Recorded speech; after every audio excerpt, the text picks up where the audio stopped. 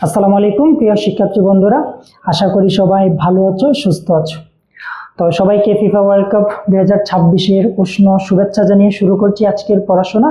তো আজকে আমরা পড়াশোনা করব জীবনী শক্তি চ্যাপ্টারের অত্যন্ত গুরুত্বপূর্ণ একটা টপিক, সেটা হচ্ছে সালোক সংশ্লেষণ। তো আমরা পড়াশোনায় ফিরে যাই।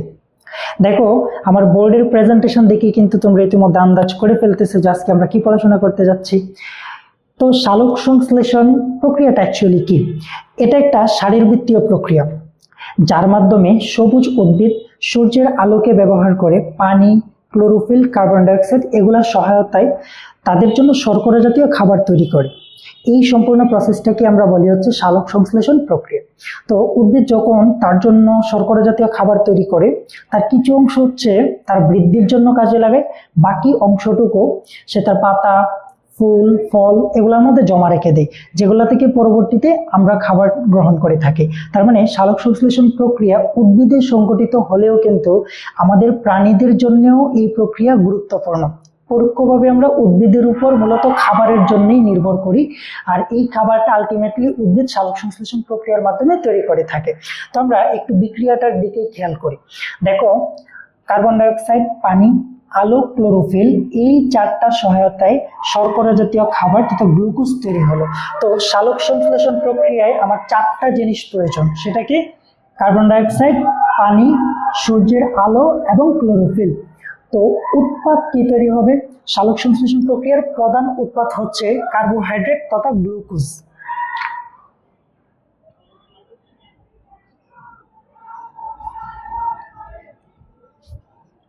গ্লুকোজ তার সাথে উপজাত হিসাবে আরো দুইটা জিনিস তৈরি হয়, সেটা হচ্ছে পানি এবং অক্সিজেন। আর আমাদের বেঁচে থাকার জন্য অক্সিজেন অপরিহার্য, এটা তো আমরা সবাই জানি। তো এখন এই যে সালোক সংশ্লেষণের জন্য কার্বন ডাইঅক্সাইড প্রয়োজন, সেই কার্বন ডাইঅক্সাইড বায়ুতে তার ঘনত্ব হচ্ছে 0.03% এবং পানিতে সেই কার্বন ডাইঅক্সাইডের ঘনত্ব হচ্ছে 0.3%। কাজে বুঝতে পারতেছ, যেহেতু পানিতে কার্বন ডাইঅক্সাইডের ঘনত্ব বেশি থাকে, কাজেই পানিতে সালোক সংশ্লেষণের হারটাও কিন্তু অনেক বেশি হয়। আবার এই যে একটা বিক্রিয়া লিখলাম, সেটা কিন্তু একটা জারণ বিজারণ বিক্রিয়া। সেটা কিভাবে আমরা একটু দেখে নিই। মনে রাখবা, বায়োলজিতে হাইড্রোজেন আয়ন যোগ করার মানে হচ্ছে বিজারণ।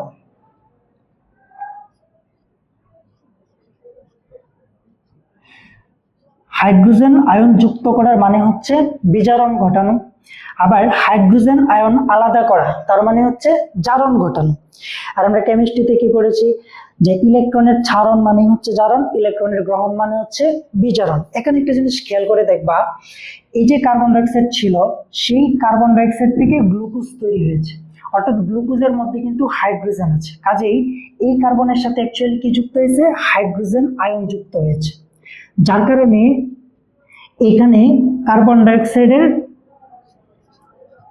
বিজারণ হয়েছে। অ্যাকচুয়ালি এই প্রসেসটা হচ্ছে বিজারণ। আবার দেখো, পানি, এই পানি থেকে আলটিমেটলি আমার তৈরি হয়েছে হচ্ছে অক্সিজেন। এখানে হাইড্রোজেন ছিল, বাট অক্সিজেনের সাথে ক্ষেত্রে হাইড্রোজেন নাই, তার মানে এখানে হাইড্রোজেন আলাদা হয়ে যাওয়ার কারণে এই প্রসেসটা হচ্ছে জারণ। তার মানে সালোক সংশ্লেষণের যে ওভারঅল একটা বিক্রিয়া, সেটা হচ্ছে কি একটা জারণ বিজারণ বিক্রিয়া। আচ্ছা, এখন এই যে বিক্রিয়াটা হলো, সেটা কিন্তু অনেক দীর্ঘ একটা বিক্রিয়া। এই জন্য একজন ইংরেজ ফিজিওলজিস্ট বা শারীরতত্ত্ববিদ, তিনি এই বিক্রিয়াটাকে দুইটা ধাপে ভাগ করেছেন। একটা হচ্ছে আলোক নির্ভর পর্যায়, আরেকটা হচ্ছে আলোক নিরপেক্ষ পর্যায়। এবং তোমরা জেনে অবাক হবা, এই যে যিনি এই প্রক্রিয়াটাকে দুই ভাগে ভাগ করেছেন, তার নাম ছিল ব্ল্যাকম্যান। অ্যাকচুয়ালি তিনি কালো মানুষ না, বাট তার নামটা ছিল হচ্ছে ব্ল্যাকম্যান। এখন আমরা দেখব আলোক নির্ভর পর্যায়ে কি কাহিনী হচ্ছে এবং আলোক নিরপেক্ষ পর্যায়ে কি হচ্ছে। তো আমরা দেখি।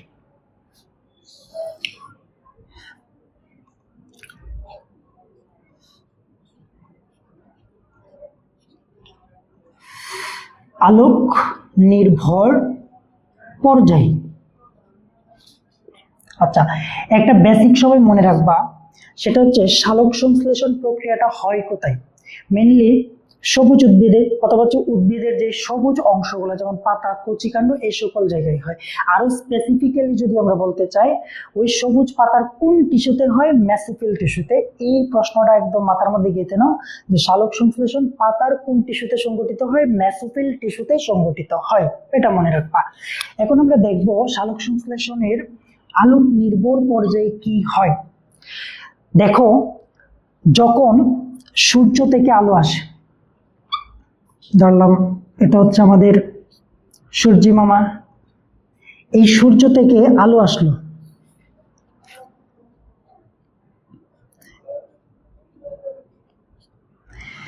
তখন এই আলোটাকে গ্রহণ করবে কে? ওই যে আমরা একটু আগে পড়লাম সালোক সংশ্লেষণ বিক্রিয়ার মধ্যে ক্লোরোফিলের কথা, সেই পাতার মেসোফিল টিস্যুতে থাকা ক্লোরোফিল কি করবে? সূর্যের আলোটাকে গ্রহণ করবে।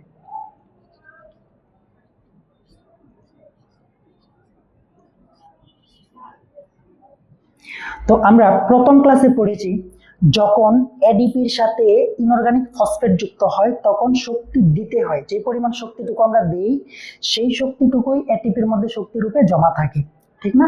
তো এখানে দেখো সূর্যের আলো, আলো কিন্তু এক প্রকার শক্তি, এটা তো আমরা সবাই জানি, এবং সকল শক্তির উৎসই হচ্ছে মূলত আলো। তো যখন আলোটা ক্লোরোফিলে আসে তথা এই শক্তিটা আসে, তখন ক্লোরোফিল কি করে? অত্যন্ত গুরুত্বপূর্ণ একটা বিক্রিয়া ঘটায়, সেটা হচ্ছে তার মধ্যে থাকা এডিপি, ওই এডিপির সাথে একটা ইনঅর্গানিক ফসফেটকে যুক্ত করে দেয়, তখন দেখা গেছে একটা এটিপি তৈরি হয়ে যায়। অর্থাৎ ইনঅর্গানিক ফসফেট যুক্ত করার সময় এই যে আলোক শক্তিটা সেটা হচ্ছে এটিপির মধ্যে অলরেডি জমা হয়ে গেছে, ঠিক আছে? তার মানে এখানে কি হচ্ছে? শক্তি দিতে হচ্ছে, এটা আমরা প্রথম ক্লাসে অলরেডি পড়েছি, শক্তি দিতে হচ্ছে। এই পর্যায়ে আরেকটা গুরুত্বপূর্ণ বিক্রিয়া ঘটে, সেটা হচ্ছে এই যে আমাদের পানির অণু ছিল, বিক্রিয়ার দিকে খেয়াল করলে দেখবে পানির অণু, সেই পানির অণু তার বিয়োজন হয়, পানির অণুর বিয়োজন হয়ে কি তৈরি হয়? প্রোটন তৈরি হয়, ইলেকট্রন আসে, এবং মেইন কথা হচ্ছে আমাদের অক্সিজেন তৈরি হয়। যদি আমি একটু সমতা করে দিই, এই ঠিক আছে, এখানে কি তৈরি হচ্ছে? অক্সিজেন তৈরি হচ্ছে। এখন এই যে হাইড্রোজেন এবং ইলেকট্রন, এই হাইড্রোজেন এবং ইলেকট্রন দ্বারা হচ্ছে আমাদের আরেকটা কোএনজাইম, তার নাম হচ্ছে এনএডিপি। একটু মাথায় রাখো, এনএডিপি। এনএডিপির পূর্ণরূপটা হচ্ছে নিকোটিনামাইড অ্যাডিনিন ডাইনিউক্লিওটাইড ফসফেট, ঠিক আছে? তো এই এনএডিপির সাথে হাইড্রোজেন অথবা ইলেকট্রন এগুলার মাধ্যমে সে বিজারিত হয়। আমরা একটু আগে কিন্তু পড়েছি হাইড্রোজেন আয়ন যোগ করার মানে হচ্ছে কি? বিজারণ, ঠিক না? তো বিজারিত হয়ে তৈরি করে NADPH, এটার নাম হচ্ছে বিজারিত, যেহেতু হাইড্রোজেন দ্বারা সে বিজারিত হলো এজন্য বিজারিত নিকোটিনামাইড অ্যাডিনিন ডাইনিউক্লিওটাইড ফসফেট, ঠিক আছে? অলরেডি আমরা এখানে কয়টা জিনিস পাইলাম? এটিপি পাইলাম এবং NADPH পাইলাম, তার সাথে আরেকটা জিনিস কিন্তু পেয়েছি, সেটা হচ্ছে হাইড্রোজেন আয়ন। তো আলোক নির্ভর পর্যায়ের মূল যে মেকানিজম সেটা হচ্ছে সূর্যের আলোক শক্তিটা রাসায়নিক শক্তিতে কনভার্ট হয়। সেই রাসায়নিক শক্তি দুইটা কি? একটা হচ্ছে এটিপি আর একটা হচ্ছে বিজারিত নিকোটিনামাইড অ্যাডিনিন ডাইনিউক্লিওটাইড ফসফেট, তার সাথে আরেকটা জিনিস তৈরি হয় সেটা হচ্ছে হাইড্রোজেন আয়ন। তো আমরা আশা করি সবাই বুঝতে পারছি যে আলোক নির্ভর পর্যায়ে মেইনলি কি সূর্যের আলোটা রাসায়নিক শক্তিতে রূপান্তরিত হয়, একই সাথে এখানে এই রাসায়নিক শক্তিগুলা কি কি? এটিপি, NADPH এবং তার সাথে হাইড্রোজেন আয়ন, অর্থাৎ আমাদের এই তিনটা জিনিস এখানে তৈরি হচ্ছে। এখন এখানে একটা মজার ব্যাপার হচ্ছে, দেখো যখন আমি লিখলাম এডিপির সাথে ইনঅর্গানিক ফসফেট, তো আমরা জানি কোনো একটা কিছুর সাথে ফসফেট যুক্ত করার মানে হচ্ছে ফসফোরাইলেশন, যদি এটা আমরা প্রথম ক্লাসে পড়িয়েছি।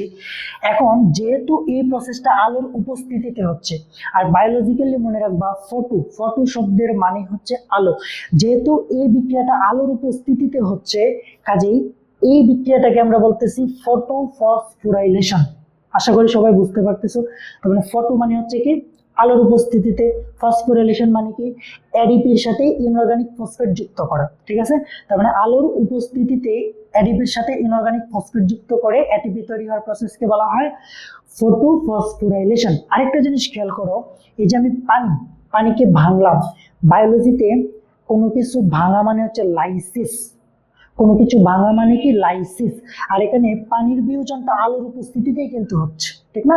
আলো মানে কি ফটো, আমরা আগেই বলেছি। তার মানে এখানে যেহেতু পানি ভাঙছে আলোর উপস্থিতিতে, কাজেই এটাকে আমরা কি বলতে পারি, ফটোলাইসিস। তার মানে এই প্রসেসটা কি, ফটোলাইসিস। ক্লিয়ার? তো আমরা আলোক নির্ভর পর্যায়ে দেখে ফেললাম। এখন আমরা দেখবো হচ্ছে আলোক নিরপেক্ষ পর্যায়। আচ্ছা, এখানে একটা জিনিস একটু নোট করে রাখো সবাই। এখানে হচ্ছে মেনলি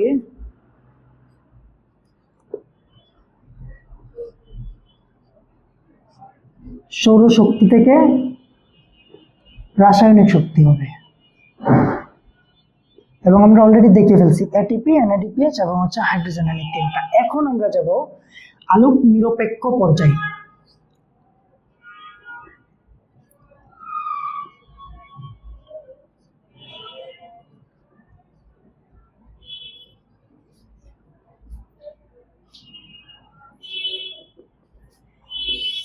আলোক নিরপেক্ষ পর্যায়, এই পর্যায়ে হয় কি দেখো, এতক্ষণ কিন্তু আমরা কাকে কাকে ইউজ করলাম, পানিকে ইউজ করলাম, সূর্যের আলোকে ইউজ করলাম, তার সাথে ক্লোরোফিলকে ইউজ করলাম, কিন্তু কার্বন ডাইঅক্সাইডের ব্যবহার কিন্তু এখনো হয় নাই। তার মানে আলোক নিরপেক্ষ পর্যায়ে আমাদের কি হবে, কার্বন ডাইঅক্সাইডের ব্যবহার হবে। সেই ব্যবহারটা কি, কার্বন ডাইঅক্সাইডের বিজারণ।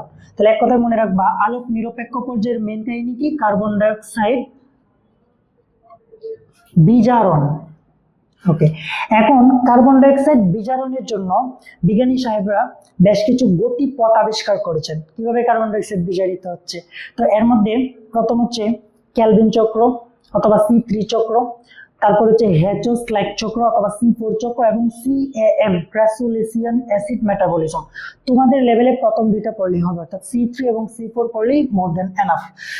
তো কার্বন ডাইঅক্সাইড বিজারণের গতিপথ কয়টা আমরা পড়লাম, তিনটা। একটা হচ্ছে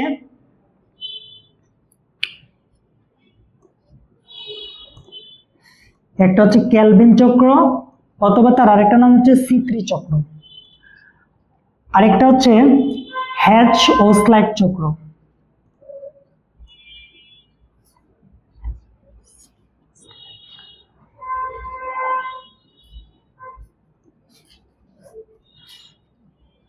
অথবা এটার আরেকটা নাম হচ্ছে C4 চক্র। আরেকটা চক্র যেটা তোমাদের লেভেলে দরকার নাই, জাস্ট নামটা জেনে রাখো, CAM ক্রাসুলিসিয়ান অ্যাসিড মেটাবলিজম। ওকে, এখন কেলভিন চক্র বিজ্ঞানী কেলভিন সাহেব আবিষ্কার করেছেন বিধায় তার নাম অনুসারে এই প্রক্রিয়াকে বলা হয় কেলভিন চক্র। এখন দেখো তার পাশে লিখলাম আরেকটা C3 চক্র, সেটা কেন লিখলাম, দেখো যখন এই পর্যায়ে কার্বন ডাইঅক্সাইডের বিজারণ হয়, তখন প্রথম স্থায়ী পদার্থের নাম হচ্ছে ফসফোগ্লিসারিক অ্যাসিড, যেটা 3 কার্বন বিশিষ্ট। অর্থাৎ কেলভিন চক্রের প্রথম স্থায়ী পদার্থ হচ্ছে 3 কার্বন বিশিষ্ট ফসফোগ্লিসারিক অ্যাসিড। এই 3 কার্বন বিশিষ্ট স্থায়ী পদার্থ হওয়ার কারণে কেলভিন চক্রকে বলা হয় C3 চক্র। তোমাদের লেভেলে জাস্ট এতটুকু জানলেই হবে। আচ্ছা, তাহলে C3 চক্রের প্রথম স্থায়ী পদার্থের নাম কি,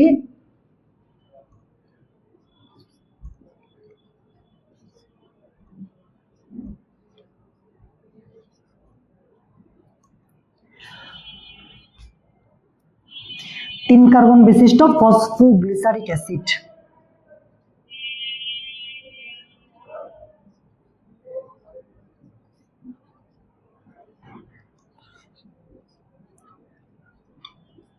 ক্লিয়ার? 3 কার্বন বিশিষ্ট ফসফোগ্লিসারিক অ্যাসিড, এই জন্য একে বলা হয় কেলভিন চক্র। এখন আমাদের আশেপাশে যত উদ্ভিদ আছে ম্যাক্সিমাম, যেমন আম, জাম, কাঁঠাল, এই সব উদ্ভিদই হচ্ছে মেইনলি C3 উদ্ভিদ।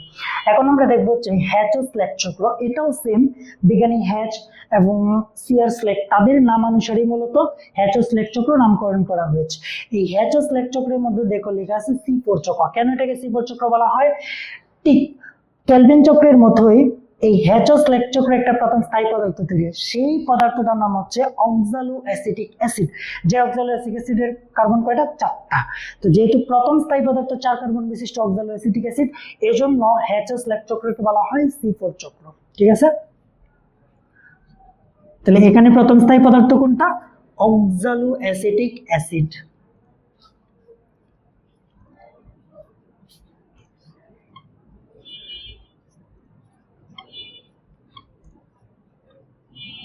ক্লিয়ার? অক্সালোঅ্যাসিটিক অ্যাসিডের কার্বন কয়টা? 4টা। এখন C4 উদ্ভিদ কারা? যে সকল উদ্ভিদে এই চক্র সম্পন্ন হয় তারাই হচ্ছে C4 উদ্ভিদ। মেনলি ঘাস জাতীয় যে উদ্ভিদগুলা, যেমন ধরো তোমাদের বইয়ে যে উদাহরণগুলো দেওয়া আছে, যেমন আখ, ভুট্টা, মুতা ঘাস, নথে ঘাস, এই উদ্ভিদগুলো হচ্ছে C4 জাতীয় উদ্ভিদ। ক্লিয়ার? তো আমরা দেখলাম আলোক নিরপেক্ষ পর্যায়ে কি হচ্ছে, কার্বন ডাইঅক্সাইডের বিজারণ হচ্ছে। এখন বলতে পারো যে ভাইয়া কার্বন ডাইঅক্সাইড যে বিজারণ হচ্ছে সেই বিজারণ কিভাবে হচ্ছে? দেখো, আমরা কিন্তু আলোক নির্ভর পর্যায়ে কার্বন ডাইঅক্সাইডকে বিজারণ করার জন্য যে সকল উপাদান দরকার তার সবগুলোই কিন্তু আমরা পেয়ে গেছিলাম। যেমন বিজারণ করতে আমরা প্রথম কি লাগবে? Hydrogen ion. সেই হাইড্রোজেন আয়ন দ্বারা হচ্ছে আমরা কি এই কার্বন ডাইঅক্সাইডকে বিজারণ করব। এই বিজারণের জন্য আমাদের কি দরকার লাগছিল? শক্তি। সেই শক্তিও কিন্তু আমরা আগের স্টেপেই কিন্তু পেয়ে গেছিলাম এটিপি এবং এনএডিপিএইচ রূপে। ঠিক আছে? আর CAM বা ক্রেসোলিসিয়ান অ্যাসিড মেটাবলিজম জাস্ট মনে রাখো পাথরকুচি গোত্রের যে সকল উদ্ভিদ আছে তাদের ক্ষেত্রে হচ্ছে এই চক্র সম্পন্ন হয়। তার মানে আমাদের দেখলাম সালোক সংশ্লেষণের বিক্রিয়া, তারপর হচ্ছে সালোক সংশ্লেষণের যে প্রক্রিয়াটা, কয়টা প্রসেস, আলোক নির্ভর এবং আলোক নিরপেক্ষ পর্যায়ে আমাদের পড়া শেষ। এখন তোমাদের পরীক্ষার জন্য ইম্পর্টেন্ট হচ্ছে সালোক সংশ্লেষণের প্রভাবক সমূহ। তো সালোক সংশ্লেষণের প্রভাবকের মধ্যে কি কি আছে আমরা দুইটা ক্যাটাগরিতে ভাগ করতে পারি। একটা হচ্ছে বাহ্যিক প্রভাবক আর একটা হচ্ছে অভ্যন্তরীণ প্রভাবক। তো বাহ্যিক প্রভাবক গুলো হচ্ছে মেইনলি আমাদের যে পরিবেশ, সেই পরিবেশ থেকে বা পরিবেশের বিভিন্ন উপাদান থেকে ইনফ্লুয়েন্সড হয় যে প্রভাবক গুলো না, সেগুলো। প্রথম কথাই হচ্ছে আলো। তোমাদের পরীক্ষা অনেক সময় প্রশ্ন আসে এইভাবে, সালোক সংশ্লেষণ প্রক্রিয়ায় আলোর ভূমিকা ব্যাখ্যা করো। এখন আমাকে বলো তো, সালোক সংশ্লেষণ প্রসেসটা সম্পূর্ণই তো ডিপেন্ডেন্ট আলোর উপরে। কারণ কি, আমরা জানি আলো হচ্ছে সকল শক্তির উৎস, ঠিক না? তো আমরা কিন্তু অলরেডি দেখে ফেলেছি যে আলো কিভাবে ব্যবহৃত হয়। এই যে আলোটা আসলো, ক্লোরোফিল গ্রহণ করলো, সেই আলোক শক্তিটাকে এটিপি রূপে জমা রাখলো। ঠিক আছে? এটা হচ্ছে আলোর ভূমিকা। তারপরে আমরা দেখব কার্বন ডাইঅক্সাইড। দেখো, যার বিক্রিয়া, অর্থাৎ এখানে আমি কি তৈরি করব, সালোক সংশ্লেষণের মাধ্যমে গ্লুকোজ তৈরি করব বা কার্বোহাইড্রেট তৈরি করব। সেই কার্বোহাইড্রেট কোথায় থেকে আসবে? কার্বন ডাইঅক্সাইড বিজারণের মাধ্যমে আসবে। ঠিক আছে? তার মানে আমাদের কার্বন ডাইঅক্সাইড অত্যন্ত গুরুত্বপূর্ণ একটা প্রভাব। তারপর হচ্ছে তাপমাত্রা। তো তাপমাত্রা এত কম তাপমাত্রাও ভালো না, বেশি তাপমাত্রাও ভালো না। একটা অপটিমাম তাপমাত্রা আছে সালোক সংশ্লেষণের জন্য, সেটা হচ্ছে 22 ডিগ্রি সেন্টিগ্রেড থেকে 35 ডিগ্রি সেন্টিগ্রেড বা সেলসিয়াস। এই তাপমাত্রাটা তোমরা মনে রাখো, এটা এমসিকিউ এর জন্য অনেক ইম্পর্টেন্ট। অর্থাৎ এই তাপমাত্রায় সালোক সংশ্লেষণ সবচেয়ে ভালো হয়। তারপরে আমরা দেখি পানি। বলো তো পানির গুরুত্বটা কোন জায়গায়? আশা করি তোমাদের এত করে বুঝে ফেলার কথা। দেখো, আমরা যখন আলোক নির্ভর পর্যায়ে পানির লাইসিস করেছিলাম বা ফটোলাইসিস, তখন কি তৈরি হয়েছিল? দুটা হাইড্রোজেন আয়ন তথা প্রোটন তৈরি হয়েছিল। এই হাইড্রোজেন আয়ন দিয়েই কিন্তু আমরা মূলত কার্বন ডাইঅক্সাইডের বিজারণ ঘটিয়েছিলাম, ঠিক না? তার মানে পানির এই ক্ষেত্রে গুরুত্বটা কোন জায়গায়? সে হচ্ছে প্রোটন দান করে, যার কারণে কার্বন ডাইঅক্সাইডের বিজারণ হয়। তার সাথে পানির আরেকটা গুরুত্বপূর্ণ কাজ হচ্ছে পানি পাতাটাকে স্ফীত রাখে। মানে পাতাটাকে স্ফীতি মানে হচ্ছে ফুলে যাওয়া, তো পাতাটাকে সে স্ফীত রাখে, যার কারণে পত্ররন্ধ্র খুলে যায়। আর পত্ররন্ধ্র করলে আলোটা সেই পত্ররন্ধ্র দিয়ে কিন্তু পাতার ভিতরে প্রবেশ করে। কাজে এটা অনেক গুরুত্বপূর্ণ একটা জিনিস। তারপর হচ্ছে অক্সিজেন। তো অ্যাকচুয়ালি অক্সিজেনের এখানে খুব একটা ভূমিকা নাই, যদিও তাও দেখা যায় যদি পরিবেশে অক্সিজেনের পরিমাণ বেশি থাকে অনেক সময় সালোক সংশ্লেষণ একটু কম হয়। তারপর হচ্ছে খনিজ পদার্থ। তো দেখো, এখানে তোমার ম্যাগনেসিয়াম, সে হচ্ছে ক্লোরোফিল অণু তৈরিতে হেল্প করে। এই জায়গায় মূলত খনিজ পদার্থ লাগে। এছাড়া কিছু রাসায়নিক পদার্থ আছে যেগুলো হচ্ছে তোমার সালোক সংশ্লেষণ বিক্রিয়াকে প্রভাবিত করতে পারে। এখন আমরা দেখব অভ্যন্তরীণ প্রভাবক। অভ্যন্তরীণ প্রভাবকের মধ্যে কি কি আছে? Chlorophyll, very very important, chlorophyll. আচ্ছা আমাকে বলো তো, ক্লোরোফিলের মেইন কাজটা কি ছিল? এই যে সূর্য মামা আলো দিছে, আলোক শক্তি আমাদেরকে দিয়েছে, সেই আলোটাকে গ্রহণ করবে কে? রিসিভারই হচ্ছে ক্লোরোফিল। ঠিক আছে? তার মানে আলোক শক্তি যদি ক্লোরোফিল গ্রহণ নাই করে, তখন কি হবে? আলোক শক্তি থেকে আমার পরবর্তী স্টেপ হওয়ার জন্য রাসায়নিক শক্তি তৈরি হবে না, যার কারণে দেখা গেছে আমার কার্বন ডাইঅক্সাইড বিজারণই হবে না।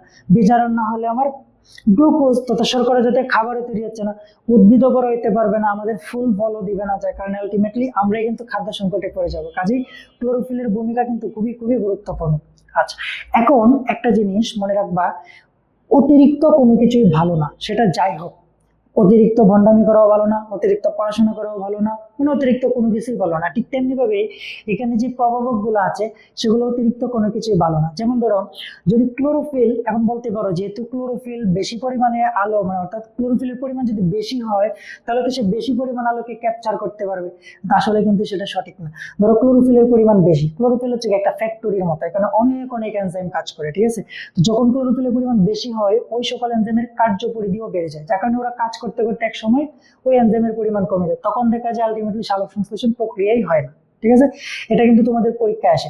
বাহ্যিক প্রভাবক থেকে আলো, এটা ইন্ডিভিজুয়াল প্রশ্ন আসে, এবং অভ্যন্তরীণ প্রভাব থেকে ক্লোরোফিল, তার ইন্ডিভিজুয়াল প্রশ্ন আসে। তারপর আমরা দেখবো হচ্ছে পাতার বয়সের সংখ্যা। আমরা জানি পাতা সবুজ, তার মানে পাতার সংখ্যা যত বেশি ততই সালোক সংশ্লেষণ বেশি হবে। বাট এখানে একটা ব্যাপার, বয়সের একটা ব্যাপার আছে। আমরা জানি যে কোনো একটা দেশের ধরো মূল চালিকা শক্তি কি তার জনগণ, ঠিক না? তো জনগণের মধ্যে যারা হচ্ছে মিডল ইস্ট পার্সন আছে তারাই হচ্ছে যে কোনো কিছু ঝুঁকি নিয়ে করতে পারে। এজন্য পাতার ক্ষেত্রে সেম মনে রাখবা যে কচি পাতা এবং একদম বয়স্ক পাতা তাদের মধ্যে সালোক সংশ্লেষণ তেমন ভালো হয় না। তার মানে সালোক সংশ্লেষণের পাতাকে মধ্যবয়সী যে পাতাগুলো আছে তাদের মধ্যে সালোক সংশ্লেষণ ভালো হয়। তারপর হচ্ছে শর্করার পরিমাণ। যেহেতু আমরা জানি সালোক সংশ্লেষণের মূল কাজ কি শর্করা তৈরি করা, কাজে যখন হচ্ছে তোমার উদ্ভিদের মধ্যে শর্করার পরিমাণটা বেশি হয় তখন দেখা গেছে সালোক সংশ্লেষণ প্রক্রিয়াটা একটু মন্তর হয়ে যায়। তারপরে আমরা দেখবো হচ্ছে পটাশিয়াম।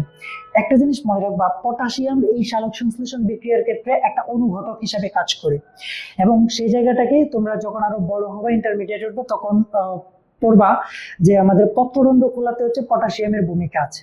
আর পত্ররন্ধ্র যদি নাই খুলে তাহলে তো আলটিমেটলি আলো এই পত্ররন্ধ্র দিয়ে পাতায় আসতে পারবে না, ঠিক না? তার মানে পটাশিয়ামের অনেক গুরুত্বপূর্ণ ভূমিকা আছে। এছাড়া বিভিন্ন ধরনের এনজাইম আছে যে এনজাইম গুলো হচ্ছে সালোক সংশ্লেষণ প্রক্রিয়ায় প্রভাবক হিসাবে কাজ করে। তো আরেকটা প্রশ্ন আছে তোমাদের যে সালোক সংশ্লেষণ প্রক্রিয়ার গুরুত্ব। দেখো একটা কথা মনে রাখবা, সালোক সংশ্লেষণ প্রক্রিয়া উদ্ভিদ এবং প্রাণী জগৎ তাদের মধ্যে একটা সেতু বন্ধন রচনা করে। সেটা কি?